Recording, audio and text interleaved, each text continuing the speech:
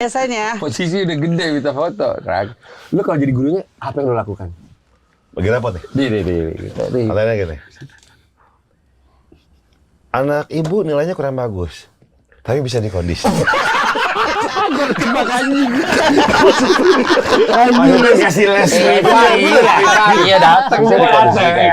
Coba anak ibu lebih giat belajar lagi. Les yang terus, itu kondisinya. Itu solusinya itu. Iya. Terus kata tadi, bagaimana? Dan kapan gitu? Duh, saya punya solusi tapi nggak enak ngobrolin.